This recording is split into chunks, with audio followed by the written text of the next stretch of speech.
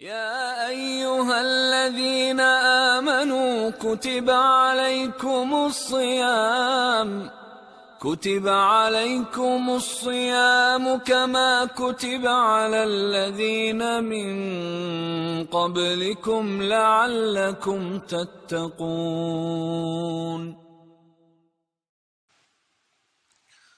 السلام علیکم ورحمۃ اللہ وبرکاتہ. بسم اللہ الرحمن الرحیم. نحمد و نصلی علی رسولہ الکریم. اما بعد. اعوذ باللہ من الشیطان الرجیم. یا ایہا الذین آمنوا کتب علیکم الصیام کما کتب علی الذین من قبلکم لعلکم تتقون.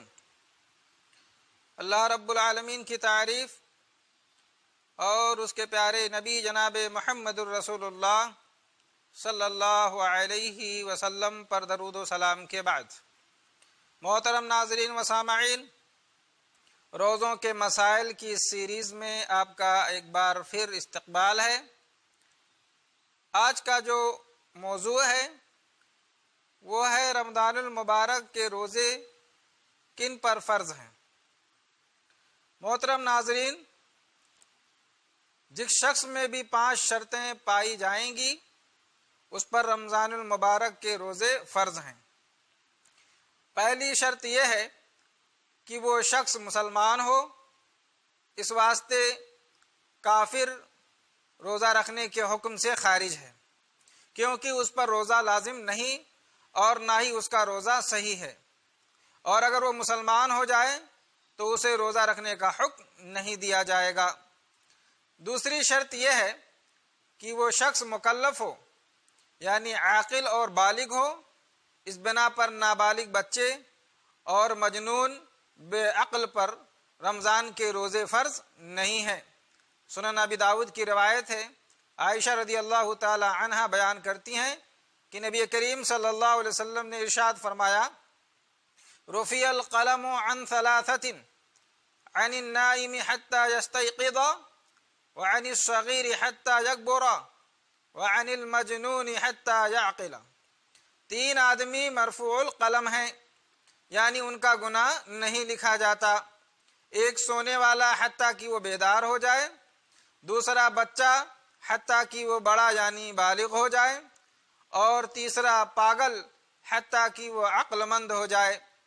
تو اس حدیث سے معلوم ہوا کہ نابالغ بچے اور پاگل پر روزہ فرض نہیں، کیونکہ یہ مکلف نہیں ہے. تیسری شرط یہ ہے کہ وہ آدمی تندرست ہو، صحت مند ہو اور روزہ رکھنے کی طاقت رکھتا ہو. اگر کوئی شخص روزہ رکھنے کی طاقت نہ رکھتا ہو، مثلا کوئی مریض ہو جسے شفا یابی کی کوئی امید نہیں، یا بوڑھا مرد یا بوڑھی عورت جو روزہ رکھنے سے عاجز ہوں، تو روزہ نہ رکھیں اور ہر دن روزے کے بدلے وہ ایک مسکین کو کھانا کھلائیں، اور انہیں بعد میں روزے کی قضا کی ضرورت نہیں. سورہ بقرہ آیت نمبر 184 میں اللہ رب العالمین نے فرمایا: وَعَلَى الَّذِينَ يُطِيقُونَهُ فِدْيَةُ طَعَامُ مِسْكِينٍ، یعنی جو لوگ اس کی طاقت رکھیں وہ ایک مسکین کو کھانا کھلائیں. علماء و مفسرین نے اس آیت کی تفسیر میں بوڑھے مردوں اور عورتوں کے ساتھ ایسے دائم المریض کو بھی شامل کیا ہے جو ہمیشہ بیمار رہتا ہے، جس کی شفا کی کوئی امید نہیں ہے، شفا کی امید ختم ہو گئی ہو، لیکن اگر شفا کی امید ہو تو روزہ چھوڑنا جائز ہے، لیکن بعد میں چھوڑے ہوئے روزے کی قضا ضروری ہے. چوتھی شرط یہ ہے کہ آدمی مقیم ہو، مسافر نہ ہو. اگر کوئی مسافر ہو تو اس پر روزہ رکھنا واجب نہیں. سورہ بقرہ آیت نمبر 184 میں اللہ رب العالمین نے فرمایا: فَمَنْ كَانَ مِنْكُمْ مَرِيضًا أَوْ عَلَى سَفَرٍ فَعِدَّةٌ مِّنْ أَيَّامٍ أُخَرَ. تم میں سے جو بیمار ہیں یا سفر میں ہوں تو دوسرے دنوں میں گنتی پوری کریں. علماء کا اس بات پر اجماع ہے کہ مسافر کے لیے روزہ رکھنا جائز نہیں، اس کے لیے افضل یہی ہے کہ آسانی والا کام وہ کرے اور اگر اس کے لیے روزہ رکھنے میں کوئی دقت پریشانی اور نقصان ہو تو مسافر کے لیے روزہ رکھنا یہ حرام ہے۔ اللہ رب العالمین نے قرآن میں فرمایا وَلَا تَقْتُلُوا أَنفُسَكُمْ، اپنے آپ کو قتل مت کرو، اللہ رب العالمین یقیناً بہت ہی مہربان اور اسی طریقے سے رحم کرنے والا ہے۔ پانچویں شرط یہ ہے، اور یہ شرط صرف خواتین عورتوں کے ساتھ خاص ہے، یعنی عورتوں کا حیض و نفاس سے پاک ہونا، اس لیے کہ حائضہ اور نفاس والی عورت پر روزہ لازم نہیں ہے، لیکن بعد میں وہ روزے کی قضا کریں گی۔ بخاری میں ابو سعید خدری رضی اللہ تعالیٰ عنہ سے روایت ہے کہ نبی کریم صلی اللہ علیہ وسلم نے فرمایا الیس اذا حاضت لم تصلی ولم تصم، کیا ایسی بات نہیں ہے، کیا ایسا معاملہ نہیں ہے کہ جب عورت کو حیض آتا ہے تو وہ نہ نماز پڑھتی ہے اور نہ ہی روزہ رکھتی ہے۔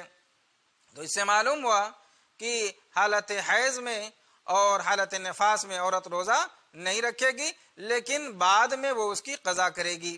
صحیح مسلم کی روایت ہے، عائشہ رضی اللہ تعالیٰ عنہ بیان فرماتی ہیں کہ کننا نحید علی عہد رسول اللہ صلی اللہ علیہ وسلم فنؤمر بقضاء الصوم ولا نؤمر بقضاء الصلاۃ، ہمیں اللہ کے رسول صلی اللہ علیہ وسلم کے زمانے میں حیض آتا تھا، ماہواری آتا تھا، تو ہمیں حیض کے بعد روزوں کی قضا کا حکم دیا جاتا تھا اور نماز کی قضا کا حکم نہیں دیا جاتا تھا۔ الغرض خلاصہ کلام یہ ہے کہ رمضان کے روزوں کے وجوب کی جو شرائط ہیں وہ 5 ہیں۔ پہلی چیز مسلمان ہونا، دوسری چیز آدمی کا عاقل اور بالغ ہونا، تیسری چیز آدمی کا تندرست ہونا، بیمار نہ ہونا، اور چوتھی شرط یہ ہے کہ آدمی مقیم ہو، مسافر نہ ہو، اور پانچویں شرط یہ ہے کہ عورتیں حالت حیض اور نفاس سے جو ہیں پاک ہوں۔ اللہ تبارک و تعالیٰ سے دعا کریں کہ اللہ رب العالمین رمضان مبارک کے روزے ہمارے لیے آسان بنائے اور اس کی قدر ہمارے دلوں میں پیدا فرمائے، آمین۔ وآخر دعوانا ان الحمد للہ رب العالمین، والسلام علیکم ورحمۃ اللہ وبرکاتہ۔